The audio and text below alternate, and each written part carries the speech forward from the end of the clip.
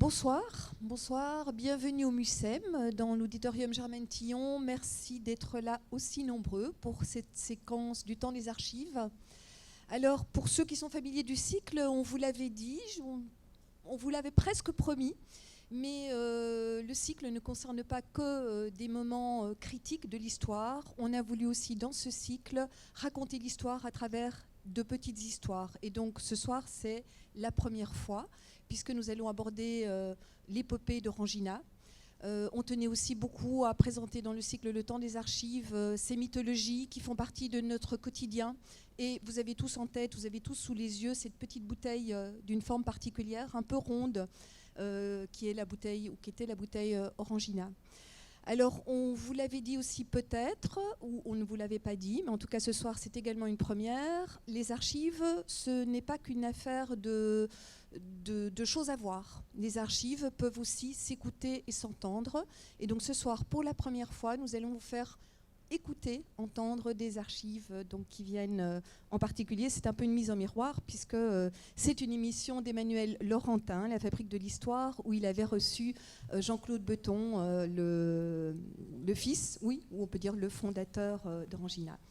Alors ce soir, nous avons deux invités, Françoise Beton, voilà, qui nous fait l'honneur et le plaisir d'être parmi nous pour nous raconter cette histoire qui est aussi une histoire de famille. Et puis l'historien Didier Nourisson. Bonsoir. Et comme d'habitude, bien sûr, à la présentation, c'est Emmanuel Laurentin, France Culture. Et je voudrais simplement saluer aussi nos partenaires de l'INA qui sont, comme chaque fois, pour chaque séance du temps des archives, dans la salle, Marie-Christine Elias et Mireille. Voilà. Et je vous souhaite à tous une très belle soirée en notre compagnie. À tout à l'heure. Merci Fabienne. Nouvelle séance de ce temps des archives, ici donc au MUSEM à Marseille, avec l'INA Marseille, et des séances diffusées sur France Culture Plus. Après avoir évoqué des grands moments d'histoire politique nationale ou internationale, nous avons choisi de vous faire partager d'autres fois une histoire plus culturelle, une histoire plus économique, celle d'une marque en l'occurrence. Le MUSEM est un musée de civilisation, il faut s'en souvenir, et on sait combien les manières de table, manger et boire, ont à voir justement avec cette culture partagée en Méditerranée. Nous allons donc ce soir évoquer la saga d'une marque connue de tous les Français, Orangina, une boisson méditerranéenne, on comprendra pourquoi, développée à Boufarik en Algérie sur une recette créée par un pharmacien espagnol, acheté par Léon Beton de Boufarik à la foire de Marseille en 1936, développé donc à Boufarik, mais ensuite rapatrié sur le sol français dans les années 60 et devenant une grande marque nationale. C'est cette histoire que nous allons vous raconter avec Françoise Beton, donc, qui est la fille de Jean-Claude Beton, récemment décédé, qui était le fondateur, en titre, pourrait-on dire, d'Orangina après la Seconde Guerre mondiale, même si son père avait acheté ce brevet au docteur Trigault pendant l'entre-deux-guerres. Et Didier Nourisson est avec nous, il est historien, il est professeur d'histoire contemporaine à Lyon 1, spécialiste de l'histoire des addictions, on peut le dire. Vous avez travaillé sur le tabac, vous avez beaucoup travaillé aussi sur l'alcool, sur l'histoire de la santé, de la prévention de la santé également, et également spécialiste des boissons, puisque vous avez travaillé sur un des grands ennemis, concurrents en tous les cas, de Orangina, à savoir Coca-Cola. Et votre dernier livre, donc, Cru et cuite, histoire du buveur, est publié chez Perrin, mais vous avez travaillé aussi sur la place des femmes dans ses excès, pourrait-on dire, en écrivant Au péché mignon, histoire des femmes qui consomment jusqu'à l'excès, c'est chez Payot. Alors, pour commencer cette histoire, il faut peut-être rappeler avec vous, Françoise Beton, ce qu'on vous en a transmis d'une certaine façon, parce que votre père vous a raconté cette histoire. Il l'a d'ailleurs écrite plusieurs fois de diverses manières, une sorte de mémoire, d'autobiographie, mais aussi une plaquette que vous avez apportée ici. Il avait travaillé avec Martine Broche et Sylvie Robert à l'histoire de cette marque. Donc, qu'est-ce qu'on vous en a dit de cette histoire? Quelle est la mémoire transmise à l'intérieur de votre famille de cette saga Orangina? On n'a pas fait comme le dire, je l'ai vécu, puisqu'en fait, Orangina, la société Orangina a vraiment été créée en 1951. Moi, je suis née, on va le dire, en 1958. Donc, si vous voulez, j'ai quand même vécu toute cette saga et j'ai de l'Orangina dans les veines. J'ai vécu le début de la marque, les vacances toujours dans des pays de l'orange, les vacances où il y avait des clients, où il y avait des usines d'embouteillage. Donc, oui, c'est-à-dire que même en vacances, on continue à travailler. Voilà, donc ça a été toute ma vie Orangina, depuis ma naissance où papa m'a mis une petite mandarine dans la main la première fois où il m'a vu, jusqu'à maintenant. Par ailleurs, j'ai travaillé quand même aussi 20 ans. Je me suis occupée de la communication de la marque de 1983 à 2003. Et donc, cette histoire, ça a une petite allure de saga, parce que c'est vrai qu'on se dit, quelqu'un de Bouffarique, à 30 km d'Alger, dans cette plaine qui est peuplée d'oranges, se rend à la foire de Marseille, et c'est là où il va acheter ce brevet à ce docteur Trigault, qui est presque une sorte de personnage, on dirait presque un personnage de romance, docteur Trigault, parce qu'on l'imagine, on se dit comment a-t-il inventé cette pulpe, ce mélange, ce soda, et pourquoi l'a-t-il vendu? C'est sûr que il n'y a pas de hasard dans la vie, mais déjà, ma famille habitait Bouffarique, et mon grand-père se rend à la foire de Marseille. Pourquoi Marseille? Puisqu'en fait, après, on s'est installé à Marseille. Et il rencontre donc le docteur Trigault, et il achète en 1936 cette formule. Je ne sais pas pourquoi faire, il ne savait peut-être même pas très bien pourquoi non plus. Et cette formule est restée dans les cartons jusqu'en fin des années 40, après la guerre. Et fin des années 40, papa, puisqu'en fait en 1936, papa avait 11 ans, et en fin des années 40, papa a ressorti cette formule des cartons et a dit, il faut que je fasse quelque chose. Et c'est là où il a dessiné la bouteille d'Orangina qui existe encore maintenant. À l'époque, il n'y avait pas de marketing, il n'y avait pas de designer. C'est lui qui a dessiné la bouteille d'Orangina. Et qui a créé donc la compagnie française des produits Orangina en 1951 au départ de Bouffarique. Alors, Didier Nourisson, il faut quand même rappeler en tant qu'historien combien cette question des boissons nouvelles, des boissons alternatives au vin et à la bière, qui étaient les deux grandes boissons nationales françaises jusque dans ces années 50 en tous les cas, combien cette question-là commence à bouger, à trembler dans l'entre-deux-guerres, en l'occurrence Didier Nourisson. Oui, d'abord, ce que je voudrais dire, c'est quand on boit, quelle que soit la boisson d'ailleurs, on ne fait pas que absorber de l'eau gazéifiée avec un zeste de citron ou d'orange. Non, on boit de l'imaginaire. Et c'est très frappant quand j'écoute Françoise Besson, nous avons tous des souvenirs autour d'une boisson, ou plusieurs boissons quelquefois, hein, et je crois que cela fait partie effectivement de notre vie, de notre histoire personnelle et de notre histoire collective aussi, hein, ces boissons. Alors, ces années 30. Donc, dans les années 30, effectivement, on sait que c'est la crise économique en France, dans le monde, et malgré tout, c'est les belles années, les plus belles années peut-être de l'Algérie, hein. Je crois qu'il faut bien se le rappeler. En 1930, on avait fêté avec beaucoup d'éclat le centenaire de la conquête coloniale. Et l'Algérie était en pleine progression économique. On parle des orangers, bien sûr. Les agrumes étaient une des ressources principales de l'Algérie, avec le vin, enfin la vigne.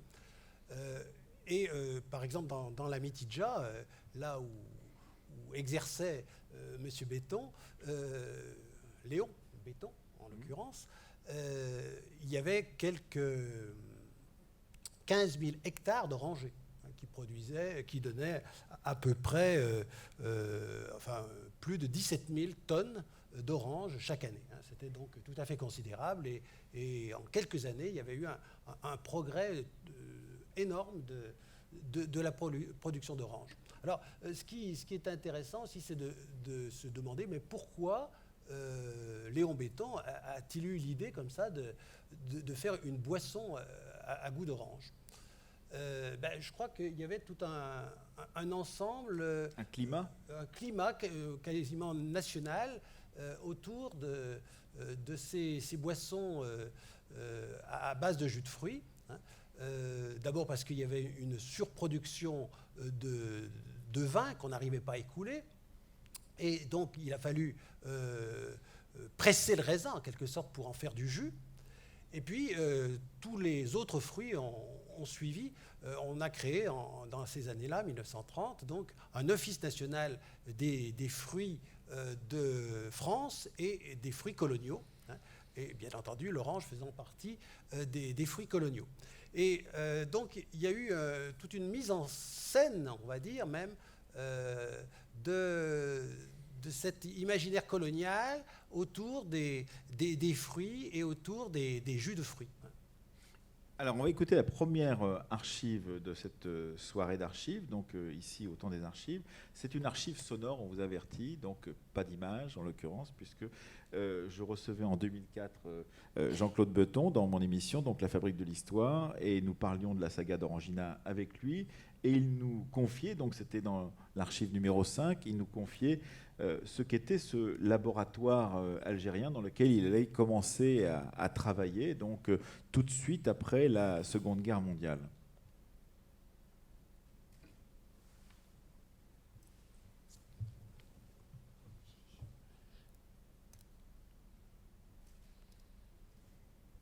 C'est le 5, le laboratoire algérien, excuse-moi.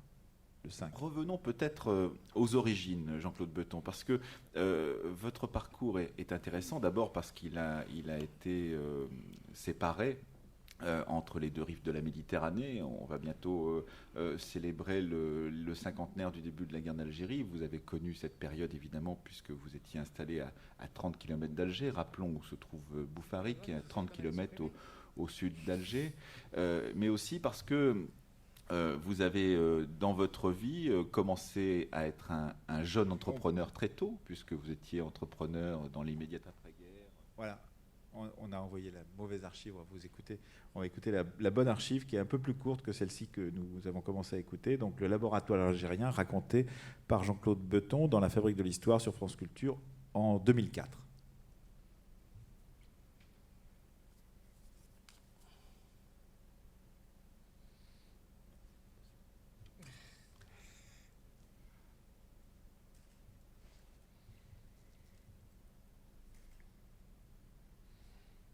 Laboratoire, dites-vous, pour l'Algérie de ces années-là. Donc vous créez après-guerre, en 1951, cette société, Jean-Claude Beton. Vous la développez dans votre lieu même de Boufarik. D'abord en installant les locaux, les bureaux de votre société dans les locaux commerciaux familiaux de votre père, puisque tout ça est une entreprise familiale. Ce sont vos oncles qui vous aident, ma famille, etc. Voilà, qui vous aident à créer tout cela, vos oncles de Blida. Vous installez ça à rue Duquesne. Alors, pour avoir quand même l'image de ce qu'était cette société au moment où vous la créez, vous avez la vue sur le monument du sergent Blandan, c'est ça? Oui.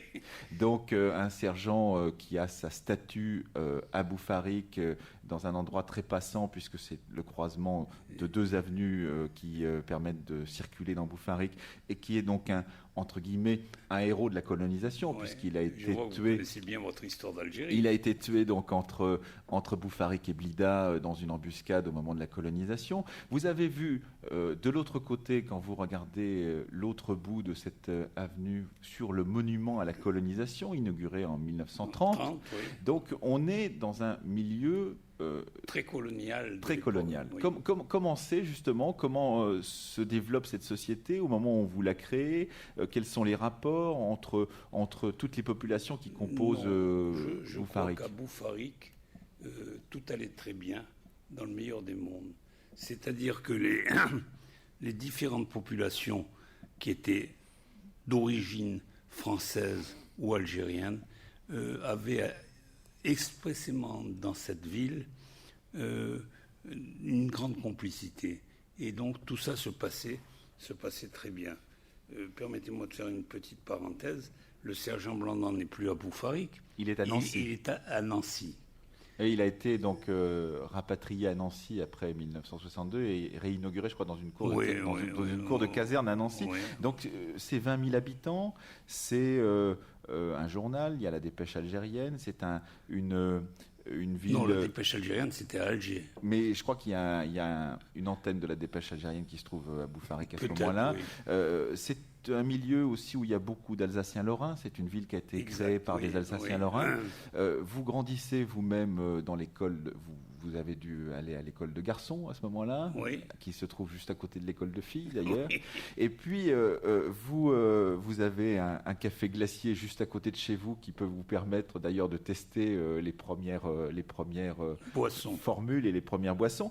Mais bon, ça, c'est le petit milieu de ce système qui est d'ailleurs marqué par la coopération à Bouffaric. C'est ça qui est important Oui. aussi. Il y a une coopérative Oui, qui a... la coopérative des agrumes Ouais. qui était très importante parce que, si vous voulez, ça représentait plusieurs centaines d'hectares d'orangers et qui s'occupait de l'exportation, notamment sur la France métropolitaine. Voilà donc pour ces premiers pas, pourrait-on dire, en 1951 de Orangina en Algérie. Qu'est-ce que ça dit de ce milieu, de ce moment? Parce que ce qui est intéressant, c'est la date. On est après la Seconde Guerre mondiale. On est juste avant le début de la guerre d'Algérie. Et on n'a pas gardé cet extrait, mais Jean-Claude Betton nous disait dans cet entretien l'importance qu'avait eu la guerre d'Algérie pour la popularisation auprès en particulier des soldats du contingent de cette boisson. Ils avaient de la bière qui leur était fournie souvent dans les messes, mais là, en l'occurrence, ils découvrent une boisson qu'ils ne connaissaient pas ou peu, cette Orangina qui était créée en Algérie. Ils la découvrent quasiment après sa naissance, juste après sa naissance, et au bout du compte, ils vont rapatrier ce goût de l'Algérie quand ils retourneront en France métropolitaine, dit Didier Nourisson. Alors oui, je crois qu'il faut se rappeler l'époque. Hein. Effectivement, l'entreprise de Léon Betton était une petite entreprise familiale, peut-être sans grand avenir en fin de compte, et puis qui a été un peu ennuyé, disons, par la guerre d'Espagne, hein, puisque ça a coupé la voie des importations possibles d'oranges espagnoles, par la Seconde Guerre mondiale aussi, parce qu'il y a eu quelques turbulences en Algérie pendant la Seconde Guerre mondiale, on s'en souvient. Et du coup, c'est vrai que Jean-Claude Betton a fait un pari un peu fou là, de relancer l'entreprise juste après la Seconde Guerre mondiale.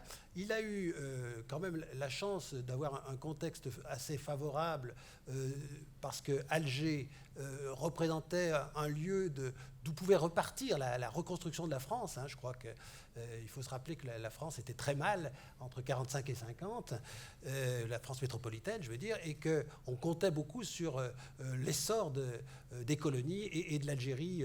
Bon, je sais bien que l'Algérie était départementale, mais enfin, quand même, c'était considéré comme colonial.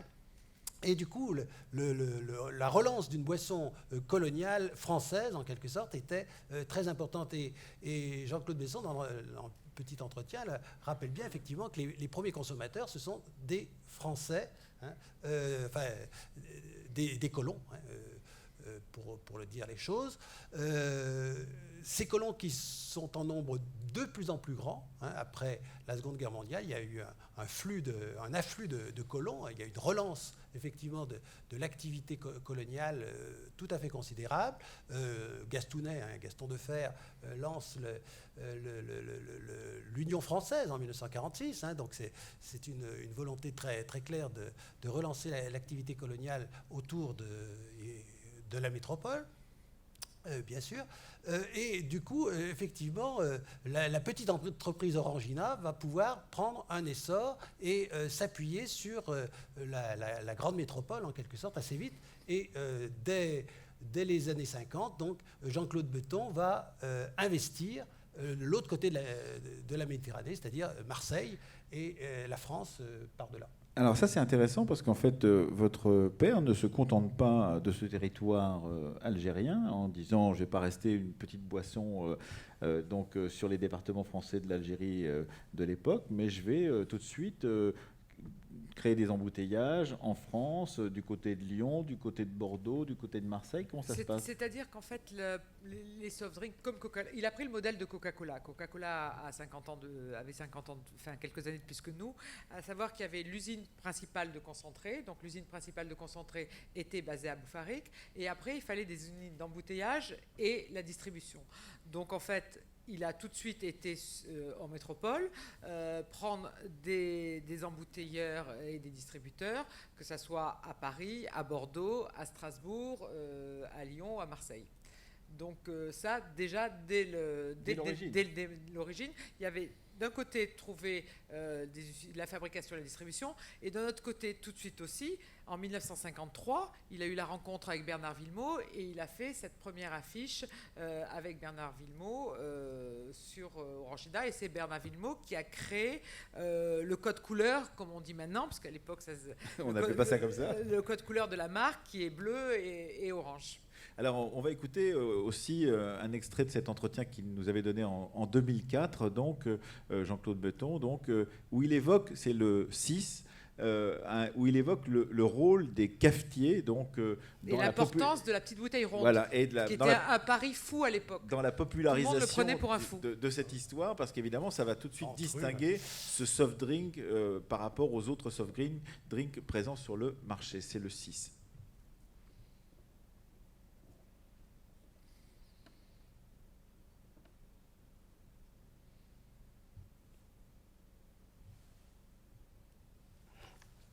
Comment perce, non seulement Orangina, mais perce ces boissons sans alcool que sont ce qu'on appelle les soft drinks dans les années justement entre 55 et mettons 60, parce que ça va très très vite. Vous expliquez 50 millions de cols en 1957, ça se développe à une vitesse assez faramineuse, et puis ça se développera encore beaucoup plus dans les années 60 et 70. Mais non, comment en 5 ans ça perce? Je peux vous dire qu'en 75, nous faisions déjà 500 millions de petites bouteilles rondes. Oui, bien sûr. Non, mais comment ça perce dans ce moment-là? C'est-à-dire, qu'est-ce qui fait que le goût des consommateurs français, en l'occurrence, s'attache à un goût plus sucré, à quelque chose qu'ils n'ont pas l'habitude de boire auparavant? Il faut penser une chose.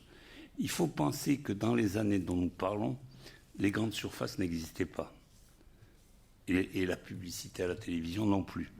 Donc, finalement, il y avait très peu d'Orangina chez les épiciers, très peu de soft drink chez les épiciers. Et quand les mamans voulaient pour le goûter de leurs enfants avoir des boissons sans alcool, elles allaient au bistrot du coin, elles achetaient soit du Coca-Cola, soit de l'Orangina, et elles le ramenaient du bistrot, puisque les grandes surfaces sont arrivées après. Et donc ça passe par tout un réseau qui est peut-être moins important qu'il ne l'était à l'époque, un réseau de cafetiers qu'il faut tranquillement travailler, pourrait-on dire, avec des représentants qui viennent régulièrement. Les cafetiers nous ont beaucoup aidés. Les cafetiers nous ont, d'ailleurs, ont résisté d'abord et nous ont beaucoup aidés ensuite. Voilà pour cet extrait de cet entretien de Jean-Claude Betton, donc en 2004 sur France Culture, dans la Fabrique de l'Histoire. Françoise Betton, sur ce moment un peu particulier de l'après-guerre et ce moment où effectivement le goût change aussi. On n'a plus simplement l'amertume des boissons alcoolisées, mais on a aussi ce sucré donc, qui va accompagner toute une nouvelle gamme de boissons qui vont se développer dans les années de la Seconde Guerre mondiale. C'est sûr qu'à cette période, beaucoup de boissons à l'orange sortent, mais Orangina était quand même particulière. Bon, en dehors de la petite bouteille ronde qui était vraiment singulière, il y a eu aussi la pulpe. On était donc naturel, on était une boisson à l'orange, mais pas orange, mais jaune. Donc ça, c'était aussi, puisqu'en fait, les autres étaient orange parce qu'il y avait beaucoup de colorants, donc naturel, et avec la pulpe. Et la pulpe a été un deuxième problème après la petite bouteille ronde, parce qu'en fait, quand on se servait de l'orangina, on avait de la pulpe au fond.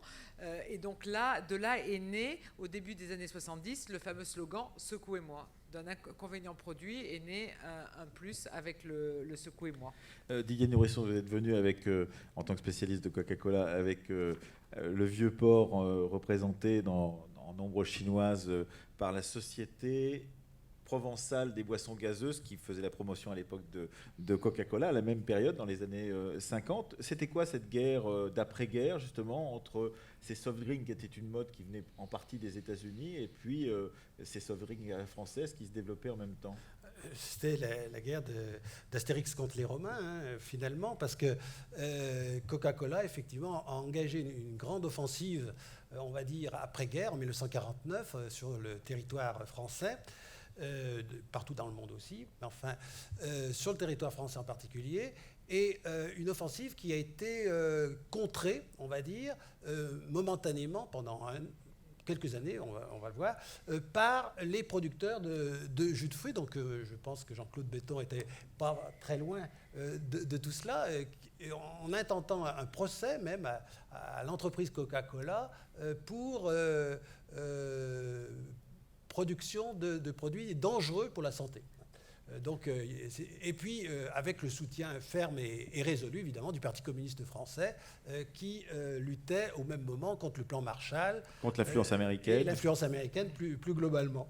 Alors, donc, il y a eu un départ en guerre assez fort, et Coca-Cola a essayé de se nationaliser, se franciser en quelque sorte. C'est pour ça qu'on voit effectivement cet homme qui boit une bouteille de Coca-Cola sur fond de Vieux-Port, tout à fait considérable, et qui date justement de cette période. Le procès contre Coca-Cola a fait flip, ou flop, ou pchit, peut-être même. Sûrement pchit, ça fait pchit. Oui. En tous les cas, en 1953, c'était terminé, et il a bien fallu composer en quelque sorte avec Coca-Cola. Mais la petite bouteille jaune est devenue le symbole un peu national de la boisson française contre le vilain américain noir, en plus. Oui, parce que la couleur caramélisée du Coca-Cola faisait qu'il y avait quasiment un conflit de races. Alors, écoutons un autre extrait, c'est le numéro 10 de notre sélection. Un autre extrait qui montre justement, à travers la parole de Jean-Claude Betton, le succès de la marque qui va être assez considérable sur le marché français, donc, et justement les concurrents, Coca-Cola, Schweppes, évoqués par votre père, c'était en 2004, Françoise Betton.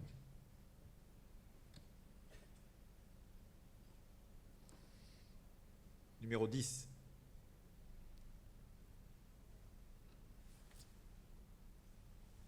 Le tout dernier.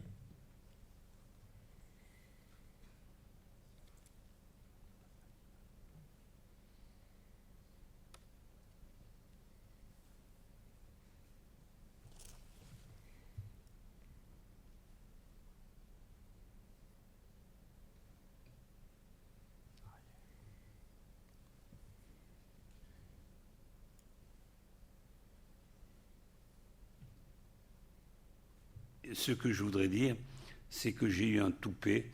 Le toupet a résidé dans la personnalité de cette bouteille d'Orangina, qui était une bouteille ronde, qui ne tenait pas dans les frigidaires. Qui tenait nulle part d'ailleurs, sur les chaînes d'embouteillage, ça ne marchait pas non plus. Nulle part dans les chaînes d'embouteillage, etc. Et nous avons beaucoup insisté là-dessus. Et tout le monde a compris que c'était une démarche marketing de premier plan. On n'appelait pas ça encore une démarche marketing à l'époque. Non, pas du tout. C'était pas encore inventé comme terme. Et puis surtout, c'était d'ailleurs l'héritage de ce fameux docteur Trigo, parce que lui-même, dans sa première... Il s'est concentré dans une bouteille ronde aussi. Voilà. Donc, mais tout le monde vous dit, ça va pas marcher, ça va pas marcher. Oui. C'est pas possible. Et nous avons été têtus. Personne n'en voudra, vous dit-on à ce moment-là. Personne ne voudra de cette petite bouteille ronde parce qu'elle n'est pas pratique, on n'arrive pas à la mettre dans des caisses. Rappelons-nous qu'à l'époque, on livrait et le vin, et la bière, et toutes les boissons dans des caisses en bois qui sont déjà lourdes, et donc on ne sait pas comment mettre tout cela ensemble. Exactement, oui. Alors vous gagnez le marché français à une époque extrêmement tendue, puisque c'est la guerre froide, puisque le Coca-Cola est banni, du moins de toute une partie de la population française, parce que ça, c'était la première année à l'arrivée. Oui, mais le Parti communiste fait une propagande extrêmement farouche contre le Coca-Cola, y compris en film d'ailleurs, où on se souvient de ce film de propagande, où on voit un cafetier français avec des ouvriers qui jettent dehors le représentant de Coca-Cola en lui disant « on veut pas de ça, on veut pas de ça chez nous ». Ils ont été un peu forts, et puis finalement, c'est arrêté. Parce que, en fait, si vous voulez, après ce panorama qui était composé principalement de limonade, il y a quand même 3 grandes marques qui sont apparues. Ces grandes marques, c'était Coca-Cola, Schweppes, et puis les sodas qui étaient nés des grandes marques d'eau minérale. Et ces gens-là étaient des gens très importants à côté du petit Orangina qui était en train d'apparaître sur le marché Alors, français. oui, rappelons Vitel Délice, rappelons Pchit, Et Evian fruité, etc. rappelons Fruidam aussi, c'était un jus de fruits, ça. Fruidam, c'était un jus de fruits. Il y avait Very Good aussi. Mais à Fruidam l'époque. travaillait avec nous. Il y avait Very Good aussi, c'est ça, autant que Il je me y avait Very Good aussi, mais enfin tout ça.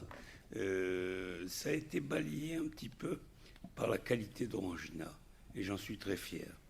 Et je pense que Orangina n'avait pas les moyens financiers qui convenaient, puisque nous étions en face de gens qui commençaient à émerger dans l'esprit marketing moderne, avec une publicité qui n'était pas encore la télévision, mais qui était peut-être les hebdomadaires, peut-être le cinéma et peut-être la radio, et aussi peut-être l'affichage. Et j'ai eu le bonheur de rencontrer un homme qui a été conquis par Orangina, c'est M. Jean Giraudy, qui était le fondateur de l'affichage Giraudy. Et puis aussi de rencontrer, peut-être pas par son intermédiaire, un très grand graphiste. Oui, mais c'est par son intermédiaire que j'ai rencontré Villemot. Villemot, donc, qui fait la première affiche d'Orangina, dont on se souvient peut-être, avec ce parasol composé de pelures d'orange, avec des couleurs extrêmement vives. Pourquoi pelures d'orange? Parce que nous n'avions pas le droit de mettre des oranges. Nous aurions eu le droit de mettre des oranges si nous avions eu 25% de jus d'orange dans Orangina. Mais comme nous n'avions que 12%, on nous avait interdit. Donc Villemot a trouvé que mettre le zeste d'orange, c'était quand même pas si mal que ça. Et nous avions été conquis par son idée. Alors, une question qui me vient, Françoise Beton, c'est comment votre père, qui n'a pas de formation, il n'a pas fait HEC, ça n'existait pas à l'époque, il n'a pas une formation particulièrement développée dans le domaine du marketing, là non plus, ça n'existait pas vraiment à l'époque. Comment votre père met-il en place cette entreprise, la développe-t-il de telle manière que ça va devenir une des grandes entreprises nationales, alors qu'auparavant, on l'a dit, son père, Léon Beton, est un petit commerçant de Bouffarique dans les années 30. Donc qu'est-ce qui se passe à ce moment-là? Je pense qu'il a inventé tout seul toute l'histoire d'Orangina, qu'il avait du marketing instinctif. C'est en fait, il a créé la bouteille ronde. Et après, sa vie s'est faite de rencontres. Il a rencontré Jean Giraudy, qui lui a présenté Bernard Villemot, qui après lui a présenté une agence de publicité. Et en fait, ça s'est fait de rencontres. Donc de rencontres par rapport à la communication. Et papa avait un relationnel très important. Mais par contre, savait vraiment ce qu'il voulait faire de sa marque. La bouteille ronde, c'était une chose imposée. On dit toujours, chez Orangina, il y a les 5 attributs de la marque. Il y a le produit avec de la pulpe, il y a le secouement, il y a le zeste de Villemot, il y a la petite bouteille ronde, évidemment, et toute la communication. Donc ça, en fait, ce sont les 5 attributs de la marque qu'on a toujours gardé et qui existe encore sur la marque Orangina. Et donc papa savait, je pense, vraiment où il voulait amener la marque et ce qu'il voulait faire de la marque. Didier Nourisson, qu'est-ce qui explique ce succès grandissant justement de ces boissons non alcoolisées? Est-ce que les campagnes anti-alcooliques, en particulier, on a fait ici une séance autour de Pierre Mendès France. La dernière séance était consacrée à Pierre Mendès France et l'indépendance, l'autonomie puis l'indépendance de la Tunisie. On sait la campagne qu'il avait menée alors qu'il est resté à peine un peu plus de 6 mois au gouvernement contre les boissons alcoolisées alors qu'il était président du Conseil, le petit verre de lait dans les écoles par exemple, tout cela. Est-ce que les campagnes anti-alcooliques jouent un rôle sur la progression assez rapide de ces boissons non alcoolisées, Didier Nourisson? Oui, ça a pu jouer un rôle. Il ne faut pas l'exagérer parce que les anti-alcooliques n'étaient pas si puissants que cela. Mais je me rappelle effectivement de quelques affiches de ces campagnes anti-alcooliques où on a une copie carrément du parasol de Villemot, en quelque sorte, soulignant l'importance pour la société des loisirs et des vacances de boissons non alcoolisées, évidemment. Alors, peut-être ça a dû jouer un petit rôle quand même, hein. Surtout que le mouvement anti-alcoolique a pris de l'ampleur, et une ampleur effectivement d'État dès les années 50, mais surtout dans les années 60 et 70 avec le professeur Robert Debré, par exemple, au comité d'études et d'information sur l'alcoolisme. Puis, il y a peut-être aussi quelque chose dans ce graphisme, cette volonté de mettre en avant les oranges. C'est le soleil. C'est toute la dimension. On est quand même dans une société des loisirs des années 60 qui se développe, avec la ruée vers le sud, et en particulier vers les plages espagnoles, puis ensuite les plages languedociennes.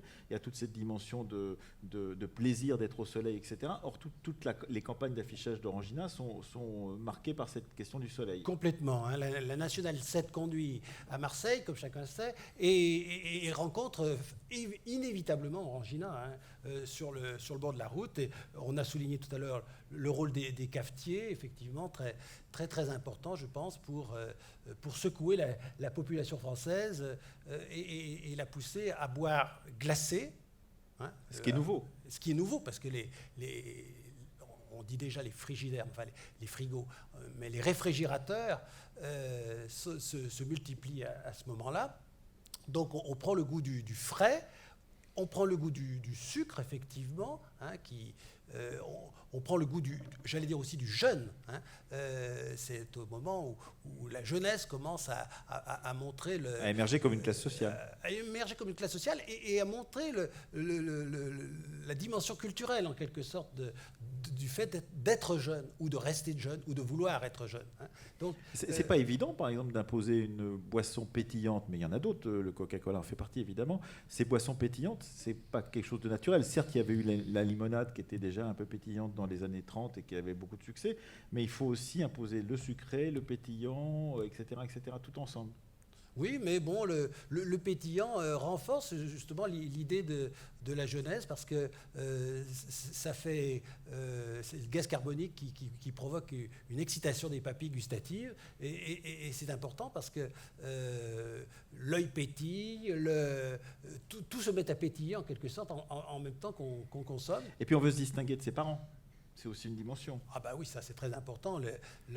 On porte des jeans, le père boit du vin, le fils ou la fille vont évidemment boire du non-alcoolique par opposition. Hein. Ça c'est bien évident. Et puis sur la plage, c'est bien vu, bienvenu de consommer. Alors en 1987, on va écouter et regarder la première archive vidéo, donc audiovisuelle.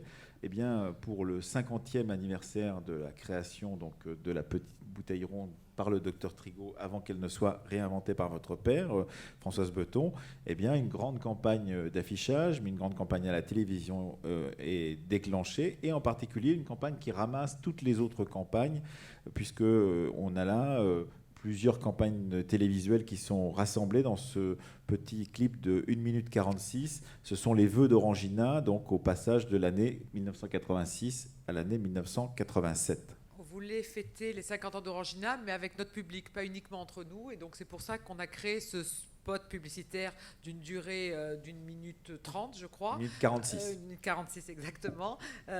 Et qui est passé pour les vœux et donc pour fêter avec notre public les 50 ans de la marque.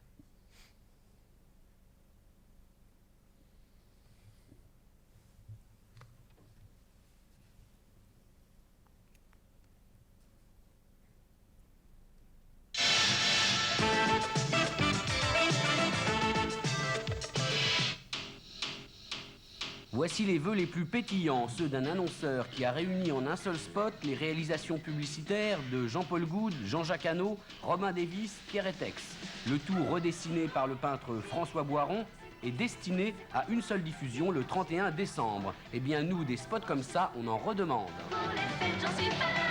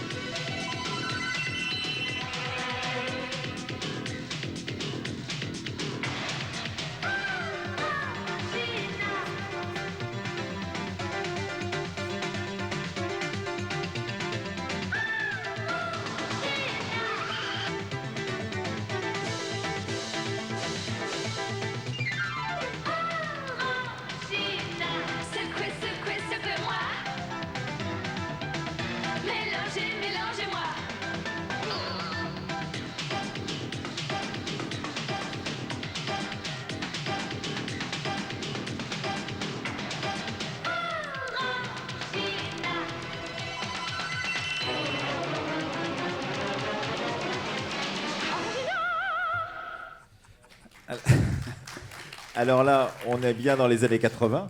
Les années 80 rugissantes. On voit évidemment celle qui était l'égérie de Jean-Paul Goude à l'époque, Farida, qui Oui, tout à était fait. cette personne assez extraordinaire. Donc Jean-Paul Goude a mis dans beaucoup de ses clips de publicité en particulier. Il y a cette dimension-là, s'emparer des codes donc, de la télévision, du clip. On voit aussi danser le hip-hop, ce qui était tout récent à l'époque, pour pouvoir le détourner au profit de la marque. Je trouve que c'est une très grande prouesse ce film parce qu'en fait il y a plus de 10 ans de films publicitaires entre le premier, Le Tic du barman qui était en sépia, en noir et blanc, et le film de Good qui était quand même une grande rupture dans de mettre tout ça dans le même clip, ça a été une prouesse et ça a montré qu'on avait quand même, malgré l'évolution, une grande continuité sur la marque et qu'on savait garder le secouement, l'humour et que tout fonctionnait. Didier Nourisson sur ces années 80 et la place que ça tient, cette publicité, dans ces années 80. Ouais, j'ai été ravi de voir ce spot parce que... On est toujours ravis parce que ça nous rappelle notre jeunesse, c'est pour ça. Non, c'est pas pour ça, parce que je suis allé tout à l'heure aux archives municipales de Marseille pour voir ce qu'ils avaient dans le dossier Orangina. Ça, c'est un historien sérieux. Béton, voilà.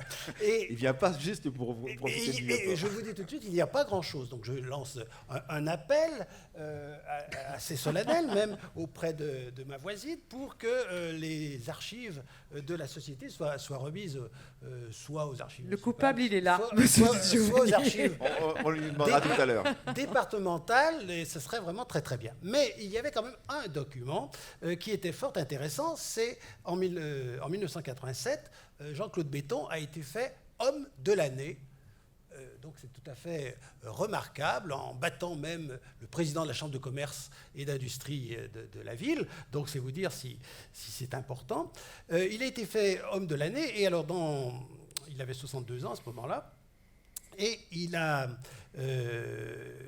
on a fait une petite étude sur la société Orangina, dont on apprend qu'elle a un chiffre d'affaires de 240 millions de francs, ce qui est assez important pour l'époque, qu'elle fait tourner 25 usines dans le monde.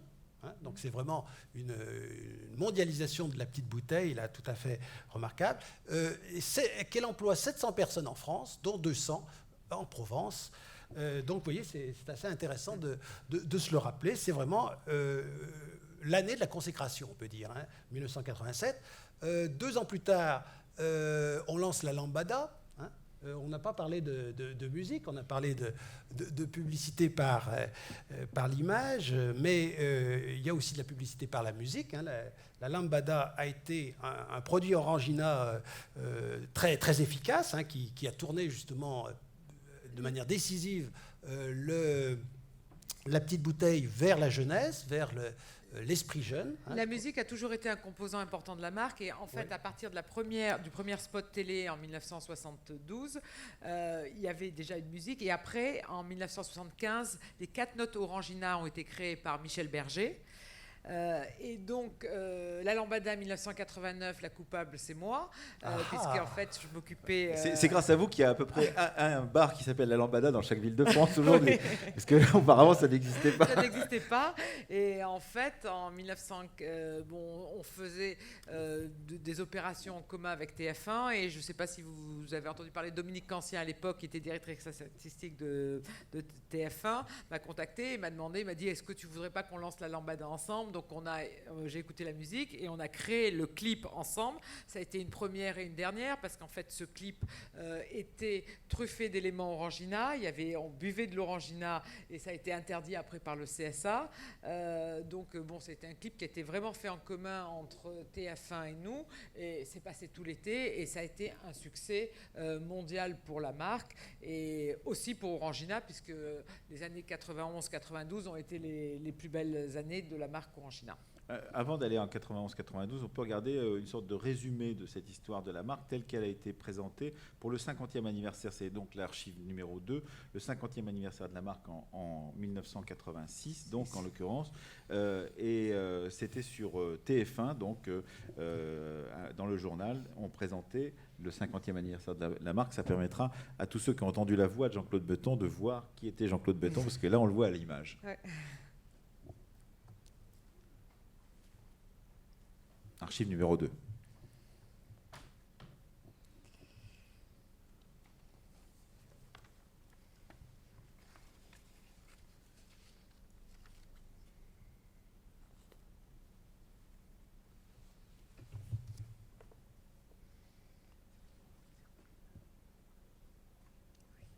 Il y a parfois des slogans qui connaissent un immense succès. FR3, c'est 3 fois mieux, par exemple, a bien marché. Si je vous dis « secouez-moi, secouez-moi », vous n'hésiterez pas longtemps. Mais Orangina, c'est avant tout une entreprise régionale importante qui fête actuellement son 50e anniversaire. Jean-François Jolival. Un demi-siècle de succès et de conquête entre ces petites bouteilles rondes et leurs ancêtres, la première de 1934, la seconde de 1936. En 50 années, elles sont parties de l'officine d'un docteur en pharmacie espagnole, passées par une petite usine de Boufarik en Algérie, rapatriée à Vitrolles en 62, et devenue aujourd'hui aussi célèbre que Coca-Cola. Je crois qu'on a toujours dit dans la profession que Orangina était une boisson prévendue. Pourquoi prévendue? Parce que le consommateur français l'avait bien admise, et toujours en retard d'une machine. Pourquoi en retard d'une machine? Parce qu'on nous a demandé toujours un peu plus. Depuis 50 ans, de l'eau, des bulles et des extraits d'orange. Et puis aussi une bouteille, aussi célèbre que son contenu. En 1947, Jean-Claude Beton presse lui-même les oranges à la main. 10 ans plus tard, il vend 50 millions de bouteilles par an dans les bars et les cafés, 500 millions en 62, 630 millions cette année, y compris dans les supermarchés. Depuis 2 ans, le groupe est entièrement contrôlé par Pernod Ricard, mais il n'en garde pas moins une certaine indépendance, comme au temps de sa gestion familiale. Nous conservons notre centre de décision ici. C'est très important de le dire, parce que notre appartenance au groupe Pernod Ricard a laissé quelquefois quelques ambiguïtés à la pensée que nous allions partir sur Paris, comme beaucoup de sociétés, si vous voulez, qui se regroupent, etc. C'est dans ce bureau que se prennent les décisions. Et dans ce bureau que se prennent les décisions, et je pense que Pernod Ricard et nous-mêmes l'avons très bien compris, que tout se passera ici, et le port de Marseille est un outil de travail pour nous extrêmement important à cet égard. Le pari du cinquantenaire pour le groupe, c'est de réussir son développement international. L'Europe, l'Asie et surtout l'Amérique. Car il ne saurait être question de fabriquer dans le monde une seule bouteille d'Orangina sans les extraits préparés à Vitrolles. Une très bonne affaire pour notre commerce extérieur.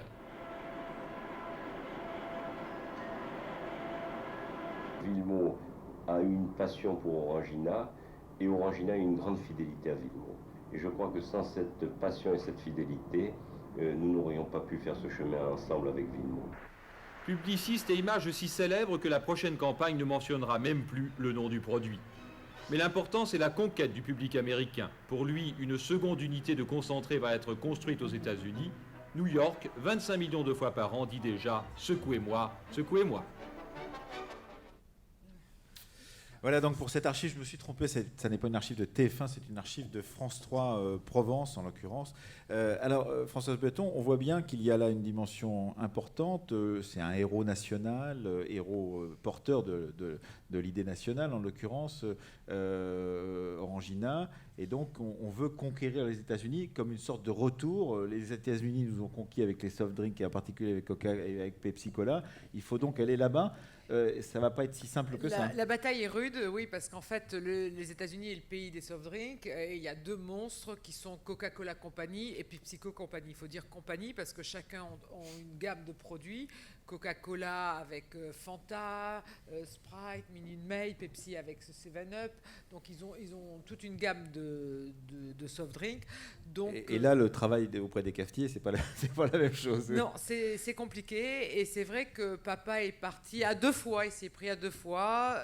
Une première fois sous une autre marque qui s'appelait Aurelia, et une deuxième fois, mais ça a été compliqué. Et le jour où Orangina est arrivé sur la 5e avenue à New York, ça a été comme le jour où il est arrivé sur les Champs-Élysées à Paris, une victoire pour lui. Alors, oui, mais alors là, il y a un petit problème, c'est que Orangina, pour entrer sur le marché américain, a dû faire alliance avec l'adversaire numéro 1 de Coca-Cola, c'est-à-dire avec Pepsi Cola, qui a joué le rôle de distributeur et en introduisant le cheval de Troie à ce moment-là. C'est nous en France qui avons distribué Pepsi en café. Mais Oui, mais il y avait échange de bons procédés, en non, quelque on n'a sorte. jamais été distribué par... Non. Alors là, Vous allez retourner aux archives, Didier Norisson. On va avoir une discussion, Excusez-moi, là. sur le marché français, nous avons distribué Pepsi dans la partie hors domicile. CHR élargi, tout hors domicile. Et d'ailleurs, alors après, il y a eu, si on arrive sur l'histoire un peu plus proche d'Orangina, le moment où Pernod Ricard a voulu se concentrer sur les parties alcoolisées. Il a voulu vendre donc sa partie sans alcool. Et Coca-Cola voulait racheter Orangina pour le monde entier, et Pepsi a fait barrage auprès du ministère des Finances en disant que c'était abus de position dominante sur la France. ça c'est bien plus tard, c'est en 1999, en 97 on va y revenir peut-être, mais moi je reviens sur cette période des années 80, 84, 86, effectivement c'est des années cruciales. Coca-Cola est un petit peu en difficulté par rapport à Pepsi justement. Au point qu'ils vont changer leur formule, leur célèbre formule intangible, ils vont la changer en 86, justement, juste l'année où arrive Orangina sur le marché américain. Et il va y avoir effectivement des secousses très fortes sur le marché. Et puis, bon, après, chacun va retrouver un petit peu ses marques, c'est le cas de le dire. Moi, je voulais revenir aussi sur Pernod Ricard, qui est bien connu par ici, surtout Ricard, bien sûr, mais Pernod aussi, quand même,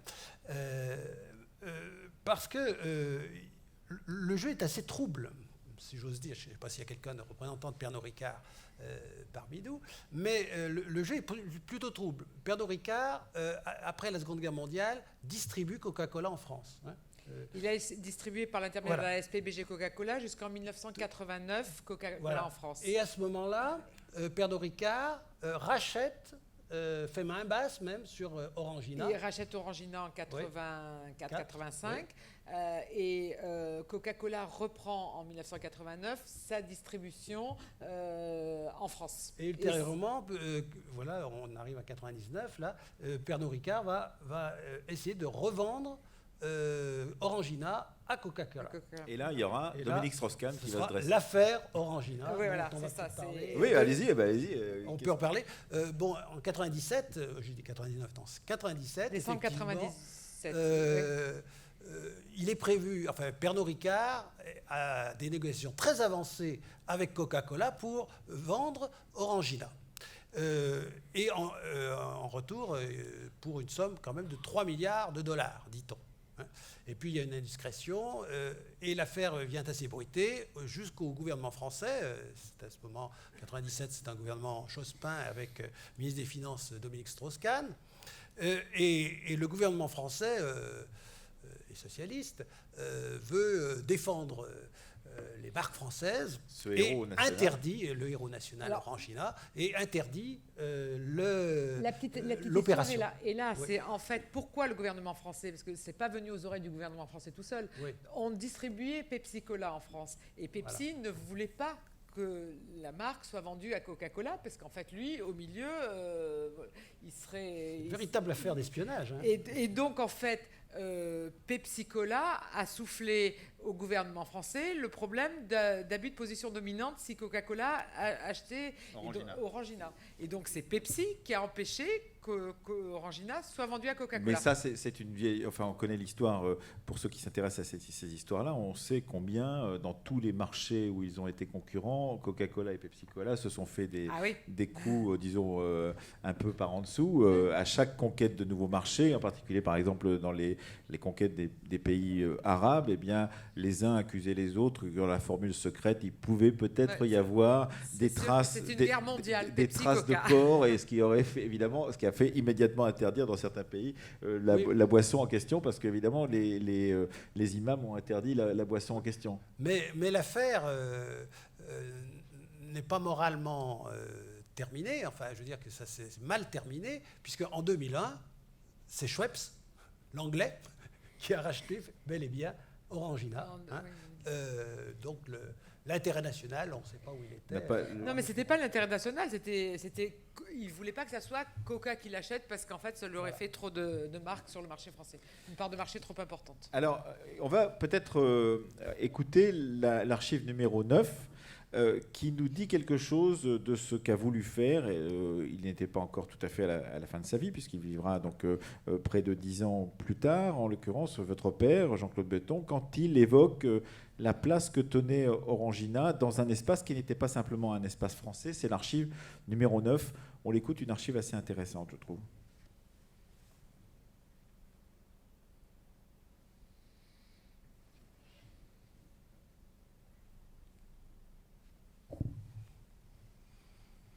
J'ai beaucoup pensé, et au moment où je sentais que l'Algérie et la France, ça ne marchait pas beaucoup, que nous allions quitter l'Algérie, j'avais une idée saugrenue, une idée folle, c'était d'acheter un Liberty Ship et d'en faire un bateau-usine qui se promenait en Méditerranée pour acheter des oranges et faire du jus d'orange dans chaque port, en Espagne, en Italie, etc.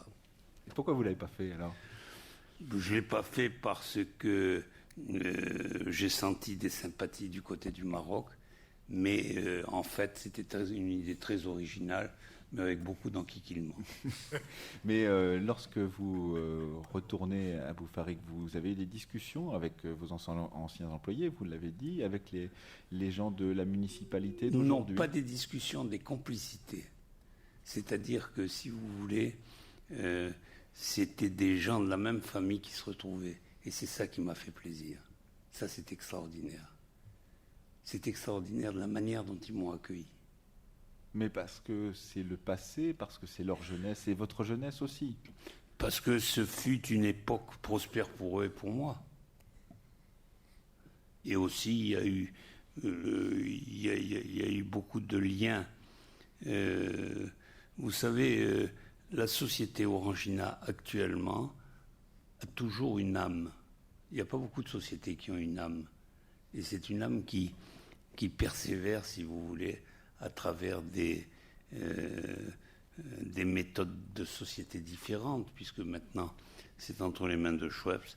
Et j'ai l'impression que, aussi bien chez Schweppes, ils ont compris qu'il y avait une âme chez Orangina. Mais une âme qui tient justement à cette origine algérienne qui tient... Non, ne disons pas algérienne, disons méditerranéenne. Et c'est pour ça que nous sommes à Marseille, parce que Marseille est un port de débarquement. Ça veut dire que vous êtes resté toujours fixé sur cette idée que le centre névralgique, et peut-être même plus que le centre névralgique, l'âme, comme vous le dites, Jean-Claude Beton, de votre société, se tourne autour de la question de la Méditerranée. C'est-à-dire certainement. Que votre famille est originaire d'Espagne. Oui. Avant d'arriver en Algérie. Oui, très longtemps. Oui, donc originaire d'Espagne, donc une famille juive d'Espagne de la grande période, et on en parlera tout à l'heure dans les chemins de la connaissance à 11h30 à l'Andalous, et donc toute la grande période de l'Espagne qui mélangeait donc toutes les religions, donc l'Espagne, la France, l'Algérie, donc une sorte de triangle comme ça dans cette Méditerranée. Moi, je préfère dire la Méditerranée. Parce qu'il y a un melting pot en Méditerranée. Tout le monde s'engueule et tout le monde s'embrasse. C'est un mode de vie, un mode de... Non, parce que les gens s'extériorisent et parce que, si vous voulez, je crois que être méditerranéen, c'est ça. Voilà donc ce que disait Jean-Claude Beton à propos de cette dimension méditerranéenne, pourrait-on dire, de cette boisson Orangina. Françoise Beton, qu'est-ce que vous pensez de cette vision-là? Parce que tout compte fait, ça ne veut plus dire grand-chose maintenant, cette dimension méditerranéenne. Lui, il la vivait comme ça, mais aujourd'hui... Je l'ai toujours vécu et je pense que... C'est une marque mondiale aujourd'hui, ça n'a plus grand-chose à voir avec la Méditerranée. Oui, mais au niveau familial, enfin bon, c'est clair que je suis méditerranéenne, et quand j'ai lancé la lambada c'était méditerranéen aussi. C'était sud-américain. Oui, mais avec une culture du Sud au sens large. Bien sûr. Une culture du Sud. Alors c'est vrai que c'est peut-être pas méditerranéen, c'est une culture du Sud. Bon, c'est sûr que dans Orangina, il y a du soleil, il y a de la mer, il y a un imaginaire du Sud. Didier Nourisson, sur les évolutions justement d'une marque comme celle-ci, qui d'une certaine façon quitte son port d'origine, si je puis dire, Alger, pour pouvoir se répandre un peu partout, et au bout du compte, doit garder à la fois la marque de départ, tout en devenant une marque mondiale. Moi, j'ai l'impression, effectivement, que c'est bel et bien une boisson méditerranéenne qui se mondialise, hein, tout simplement, avec ses caractéristiques du Sud, d'un Sud chaud, d'un Sud parfois bouillant, parfois bouillonnant. Et effectivement, il me semble que c'est un bon coup à jouer, à continuer à jouer. Alors que, puisqu'on en a beaucoup parlé, Coca-Cola est une boisson qui est produite dans le monde entier. Hein. Il y a plus de 200 pays qui boivent du Coca-Cola. C'est-à-dire qu'il y a plus de pays qui boivent du Coca-Cola qu'il n'y a de pays à l'ONU. Mais c'est une boisson c'est l'ONU tout seul. qui n'arrive pas à se démarquer de son américanité, en quelque sorte. Alors que Orangina, c'est vraiment autre chose. Je crois que chacune des boissons a son territoire de marque et qui ne sont pas du tout les mêmes. Il ne faut pas essayer de faire du Coca-Cola avec l'Orangina et de l'Orangina avec du Coca-Cola. Chacune a sa façon de communiquer et a son âme. On pourrait écouter, pour conclure notre discussion avant de vous donner la parole dans cette salle, l'extrait numéro 8, la réussite de l'homme de Bouffarique, parce que tout compte fait, il y a aussi quelque chose de fort intéressant. C'est un extrait très court de cette émission de 2004, donc avec Jean-Claude Beton.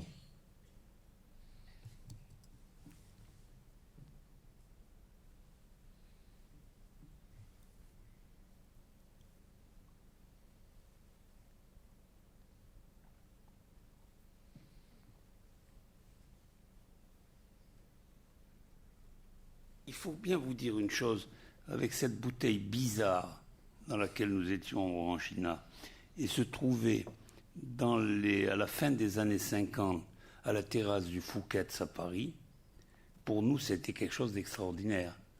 C'était quelque chose d'extraordinaire, ça voulait dire que les Français étaient curieux et qu'ils voulaient se faire remarquer avec un produit qui devenait à la mode. Et c'est ça, l'image de la femme qui boit un Orangina à la terrasse du Fouquet's, disons dans les années 58-60. C'était votre réussite, ça, justement, que non pas une réussite de provincial, comme on dirait aujourd'hui, mais de quelqu'un qui venait encore de plus loin, de l'autre côté de la Méditerranée. Oui, parce que j'étais un homme de Bouffarique, et être à Paris, sur les Champs-Élysées et au Fouquet's, pour moi, c'était ma grande médaille. Voilà, pour peut-être conclure cette discussion, effectivement, sur cette marque et la façon dont elle a évolué tout au long du temps, et pour montrer aussi combien ces questions de marque, évidemment, ont quelque chose à voir avec la grande histoire.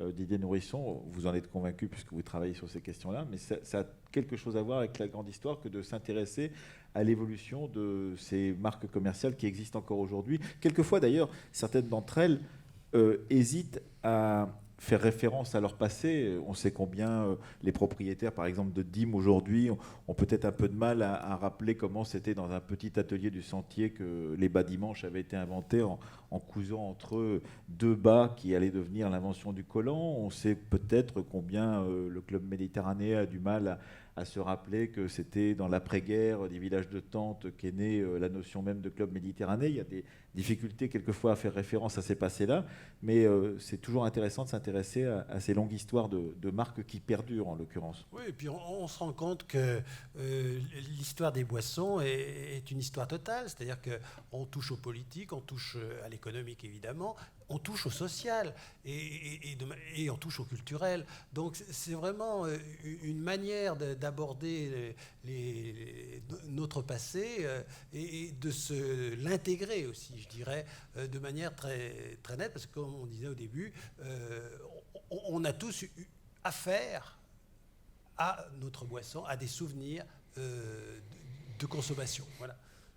Qui veut prendre la parole en premier dans cette salle et poser la première question, ce qui est généralement le plus dur, à nos deux invités, donc Didier Nourisson et Françoise Beton, sur cette saga justement d'une marque Orangina. Est-ce que vous voulez satisfaire votre soif de curiosité, si je puis dire?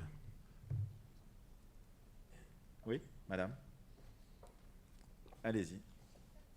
Attendez, on va peut-être appuyer dessus pour le faire marcher. Voilà, c'est bon. Petite voix. Allez-y.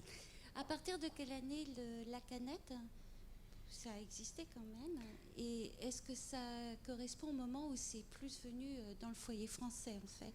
Mais malgré... Et la grande bouteille, après Papa tenait beaucoup à sa petite bouteille ronde. Malgré ça, le soft drink est un marché de conditionnement. Et donc, on a été le premier en France à lancer la canette avant Coca-Cola. C'est dans les années 70, si j'ai bonne mémoire. Et le PET, c'était dans les années 80. Le PET, c'est donc... La bouteille plastique, polystyrène terephthalate. C'est la grande bouteille plastique qui a été lancée dans les hypermarchés. Et donc, ça a été lancé dans les années 80. Et le PET, c'est dans les années 70. Papa avait fait construire à Lyon une superbe usine pour mettre en boîte Orangina. En canette. Oui, pour la canette, hein, c'est 1955, la création, c'est bien Coca-Cola qui l'a inventé, mais qui ne l'a développé qu'en Amérique. En France, la première usine en France, ça a été Orangina, et au début des années... Monsieur Di Giovanni, en quelle année ?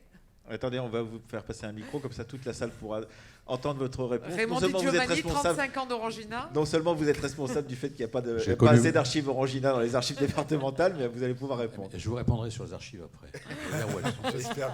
En ce qui concerne les canettes, pour répondre à madame, c'est le marché qui a fait qu'on a sorti la canette. Effectivement, Coca-Cola avait, sur le marché américain et ailleurs, déjà en distribution son produit en boîte métallique. Mais M. Beton a sorti la boîte bien avant Coca-Cola en France. Pourquoi ? Parce qu'on a commencé à trouver des boissons dans les stations-service, dans les boulangeries, et surtout dans les stades, on nous interdisait les bouteilles. Bon. Le marché est arrivé tout seul, et les boîtes ont explosé. C'est vrai que je n'avais pas pensé à l'histoire des stades, mais c'est vrai que... Je me souviens d'un commercial qu'on avait recruté pour vendre des boîtes. Parce que tu travaillais déjà chez Orangina à l'époque. Faut pas le dire. J'allais dire, t'étais pas né ici. Non, mais c'est le marché qui a réclamé la boîte et M. Beton a réagi tout de suite.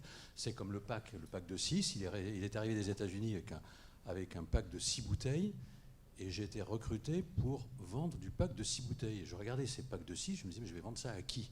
Et en fait, ça s'est vendu très rapidement dans les petites épiceries, mais le marché de la grande distribution. Ils étaient déjà conditionnés, les Américains, au pack de 6. Oui. Mais en pack de 6, ça n'existait pas en France. C'est M. Beton qui est arrivé un jour avec un pack de 6. Et on est tous partis visiter des épiceries. On vendait ça par 4 packs, un carton de 4 packs. Mais la grande distribution a vite récupéré le truc. Et on en retrouvait partout. Le succès d'Orangina, c'est aussi la grande distribution. C'est-à-dire les loisirs dans les années 60, mais la grande distribution à partir des années 70. Un petit mot sur ces archives, parce que vous nous avez promis de nous dire où elles étaient. Où sont-elles ? Chez lui. Menteuse.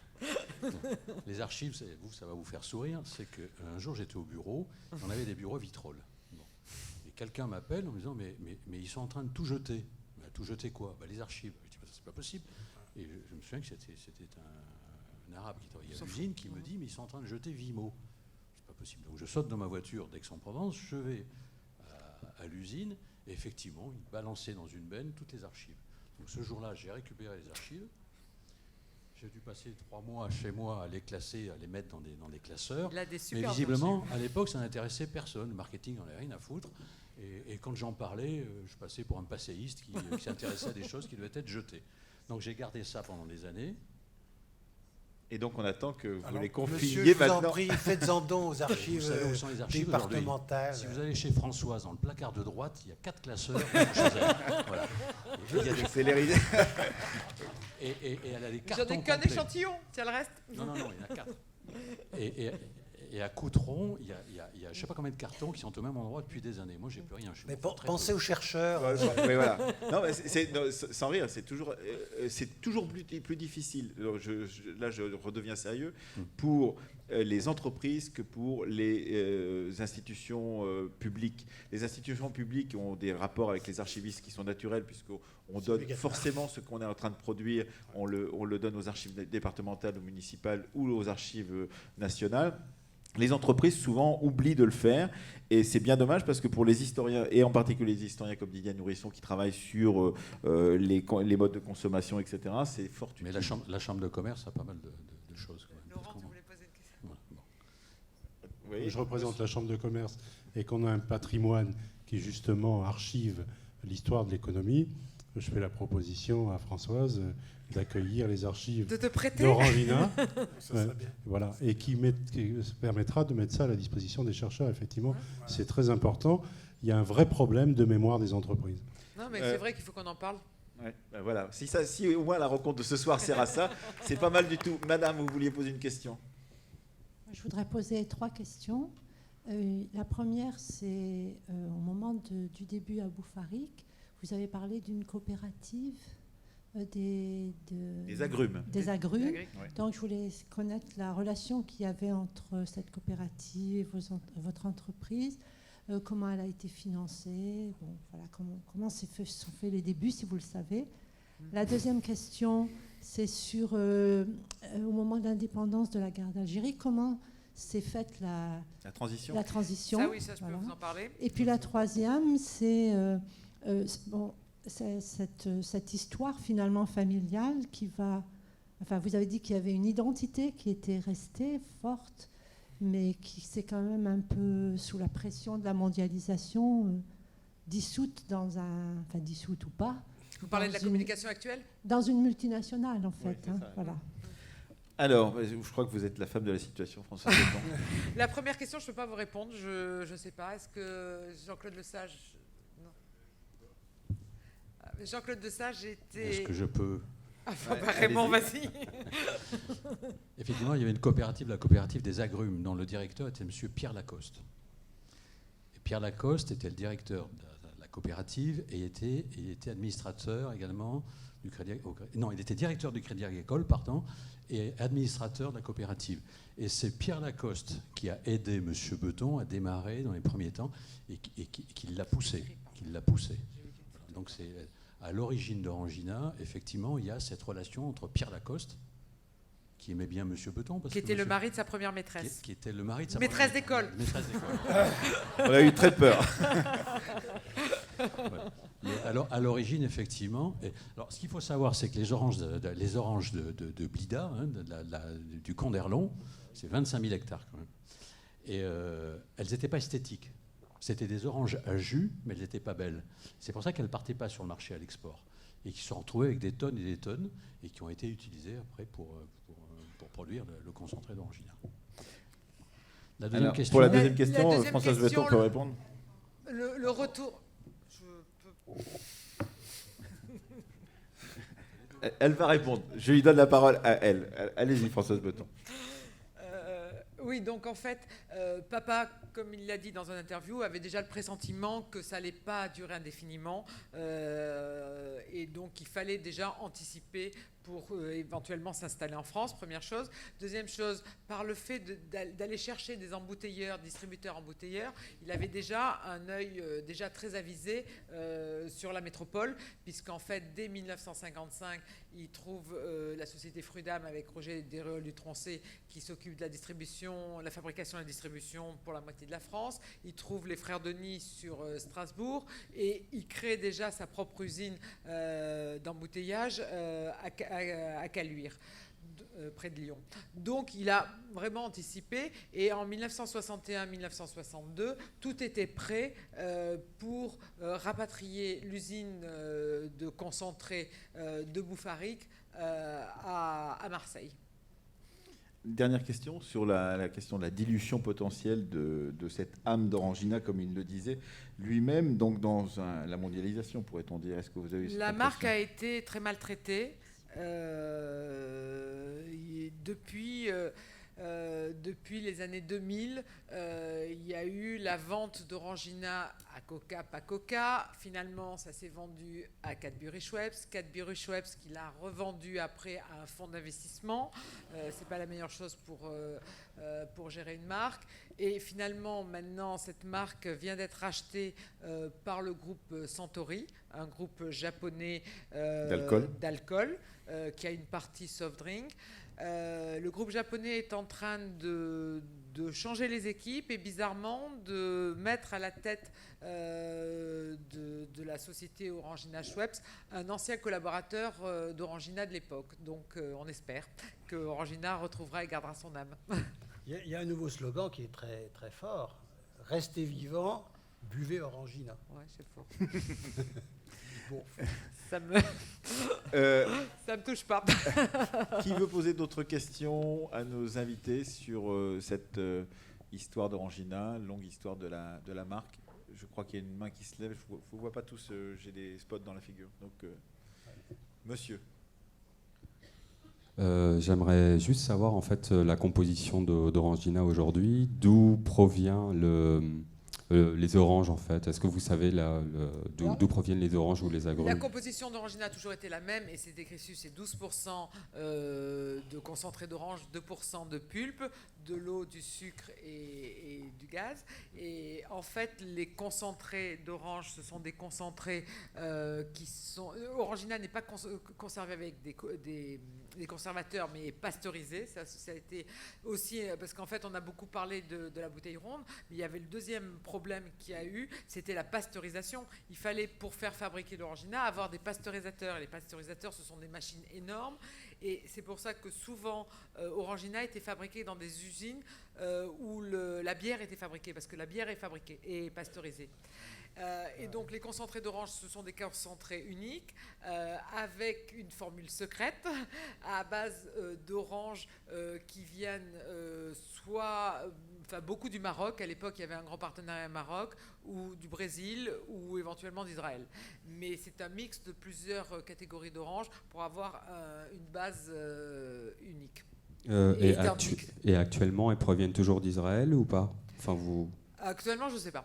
Je sais pas. Parce que beaucoup d'oranges en fait d'Israël proviennent des territoires occupés palestiniens et font objet d'une grande polémique en fait. Oui. Mais ça a été... Si, tout à fait. Oui, non, complètement. Mais ça a été ponctuel, l'orange d'Israël. Le gros fournisseur, c'était le Maroc. On a beaucoup travaillé avec le Maroc, avec une usine à Taroudan. Donc ça a été, et puis après il y a eu un peu le Brésil, et je vous dis l'Israël, ça a été assez ponctuel. Maintenant l'usine qui était avant à Signes d'élaboration de concentré est maintenant en Espagne, mais bon, alors après suivant les catégories d'orange, l'orange espagnole n'est pas une orange à jus, c'est plus une orange de table, donc je pense pas qu'ils utilisent les oranges espagnoles. D'accord, mais en tout cas actuellement Israël, les oranges dites d'Israël ne sont plus utilisées pour... Utilisées en France, ouais.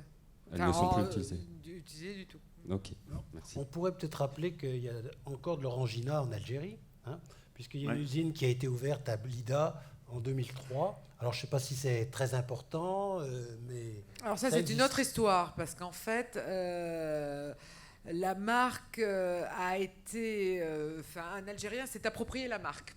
Donc, il y a eu des années de procédure, parce que cet Algérien a dit que la marque lui appartenait. Donc, il y a eu des années. Et finalement, en 2003, dans les années 2000, Orangina a gagné le procès et a pu rouvrir une usine à Blida. Et c'est comme ça que papa est allé à Blida pour l'inauguration de cette usine après des 10 ou 20 ans de procédure avec cette personne qui disait que la marque lui appartenait. Qui veut poser une autre question? Moi, j'avais une petite question. Oui. En fait, moi, j'aime beaucoup Orangina parce que justement, la composition me paraît beaucoup plus saine que d'autres boissons soft, comme Fanta, par exemple, où il y a plein de E21, machin, tout ça. Et justement, pourquoi c'est pas mis en avant dans vos campagnes publicitaires? Si vous voulez, oui, je pense que c'est le moment de... À l'époque où je m'occupais de la communication, c'était pas très bien dans les années 80 de dire qu'on était naturel. Les jeunes n'apprécient pas. Mais maintenant, c'est vraiment un atout de la marque, puisqu'en fait, on va vers le naturel, on boit plutôt de l'eau et plutôt des produits naturels. Alors, je pense qu'ils ont voulu, d'après mes discussions avec les personnes du marketing de la marque, avec cette communication, avec ces girafes, et évoquer le côté naturel de la marque. Vous n'avez pas l'air plus convaincu que ça, mais enfin... Je ne peux pas défendre un truc dont je n'ai pas participé, mais vous avez complètement raison. Une autre question, une autre remarque pour conclure notre discussion. Oui. Attendez. Attendez, pour que tout le monde puisse vous entendre. On avait créé une filiale qui s'appelait Igloo pour la distribution automatique. On a été un des premiers. Non, Coca avait aussi un truc. On avait une société qui s'appelait Igloo qu'on avait en partenariat avec Pepsi, parce qu'en fait, pour avoir une distribution automatique des vending machines, il fallait toute une gamme de produits. Il fallait un soda. Donc c'était Orangina Pepsi qui distribuait dans les vending machines, et on avait constitué une société filiale à 50% d'Orangina et de Pepsi. Là, pour le coup, elle est secouée. Oui. Ah oui, dans les, elle est secouée dans les la machines, elle est secouée naturellement. Bah, écoutez, on va conclure la soirée de ce soir en vous disant qu'on se donne rendez-vous le mois prochain. Thierry veut dire un petit mot. Non, juste puisque c'est une belle histoire méditerranéenne et qu'on a là un style de vie qui s'est fait à travers cette pulpe, cette bouteille et tout ça. Et donc, pour vous dire aussi que ce temps des archives est connecté avec ce qui va se passer au MUSEM cette semaine, puisqu'à partir de mercredi, nous avons un Alger-Marseille aller-retour avec beaucoup de rencontres sur des leçons d'histoire partagées, des archives aussi, des spectacles. Enfin bon, voilà. Donc il y a toute une programmation autour de l'Algérie. Donc ça part très heureux d'avoir ce moment autour d'Orangina et de vous accueillir pour en parler. Et pour vous dire que le mois prochain, nous continuons, donc ça sera le 17, je crois. Hein. Voilà, le 17 mars. Donc nous continuons ce temps des archives et que nous aurons là aussi à parler d'un autre objet industriel très célèbre, l'automobile, puisque nous dialoguerons autour de la question de la Fiat 500 et de l'automobile, la petite automobile d'après-guerre. Donc la mode automobile aujourd'hui, cette mode... Non, c'est pas ça. Ah pardon. Voilà. C'est le roi... Ouais, pardon. On n'a pas mis les... Excusez-moi. Donc la fois prochaine, ça sera le roi Farouk.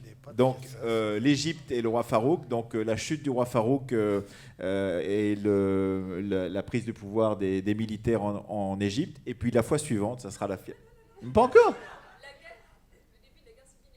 Ah bah voilà, dites donc. Alors, j'ai pas révisé mes fiches, hein, excusez-moi. Hein. Donc je recommence. Le mois prochain, on se retrouve, ça sera le 17, pour évoquer la question du roi Farouk. On parlera ensuite de la guerre civile libanaise, qui est un sujet autrement sérieux, en l'occurrence très dramatique. Et on terminera notre saison avec la Fiat 500. Je crois que j'ai tout mis dans l'ordre. Merci à Fabienne Verstraeten. Merci à vous.